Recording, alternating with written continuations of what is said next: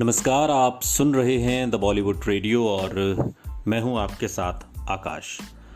दोस्तों, किस्सा राजेश खन्ना के सियासी सफ़र का है जब वो देश की राजधानी दिल्ली की नई दिल्ली संसदीय सीट से बीजेपी के कद्दावर नेता लालकृष्ण आडवाणी के खिलाफ चुनाव मैदान में थे। राजेश खन्ना का चुनावी कैंपेन कवर करने वाले एक पत्रकार बताते हैं कि एक बार गोल मार्केट की एक चुनावी रैली में भीड़ ने जब उनसे अमर प्रेम का hit dialogue Pushpa I hate tears सुनने की फरमाइश की तो राजेश खन्ना ने फौरन अपने खास अंदाज में पलके झपकाते हुए कहा, इस भीड़ में जितनी पुष्पा हैं और जितनी महिलाएं हैं उनके आंसू पोंछूंगा मैं, क्योंकि पुष्पा आई हेट टीयर्स रे।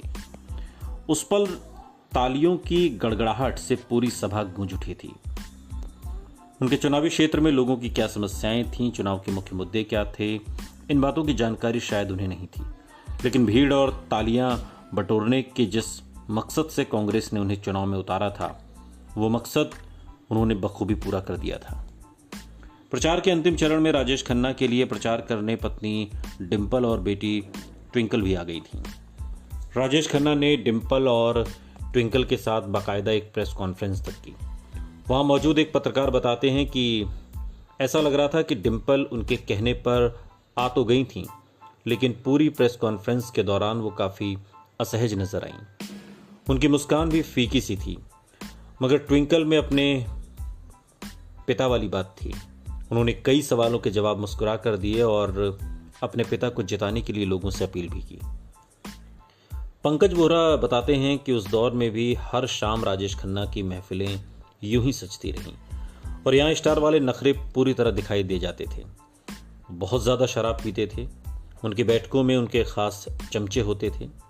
फिर मजाक मजाक में राजेश खन्ना अपने चमचों की खिंचाई कर देते थे। अगर कोई उन्हें पलटकर जवाब दे दे तो उन्हें बर्दाश्त नहीं होता था। मैंने देखा एक बार नशे में उन्होंने एक शख्स को थप्पड़ तक मार दिया। वो अजीब तरह के तुनक मिजाज इंसान थे। गार्गी परसाई बताती हैं कि राजेश खन्ना से जुड़ा एक दिलचस्प वाकया है। उस दिन गार्गी को राजेश खन्ना का चुनाव प्रचार कवर करने के लिए जाना था। गार्गी बताती हैं कि उनके कमरे तक पहुंचना भी काफ़ी मेहनत का काम था। उनके घर के बाहर लॉन में एक शामियाना लगा होता था।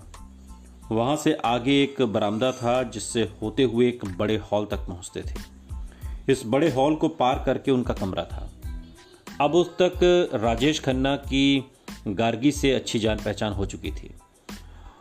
वो कहती हैं कि उस दिन जब मैं इंटरव्यू करने के लिए मिलने पहुंची तो वो किसी चुनावी सभा के लिए निकलने ही वाले थे। कुर्ता पैजामा पहनकर वो तैयार खड़े थे। इससे पहले कि गार्गी राजेश खन्ना से कुछ कहती, अचानक उन्हें न जाने क्या हुआ कि वो हाथ उठाकर गार्गी को अपना कुर्ता दिखाने लगी।